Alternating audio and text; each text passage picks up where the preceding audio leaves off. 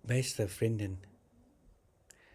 Als je naar jezelf gaat, en dan kun je een kind in jezelf ontdekken. Een kind dat niet weet. Een kind die vrij is van het weten. En daarom kan hij heel gemakkelijk een verbinding maken. Een verbinding maken met zijn vader.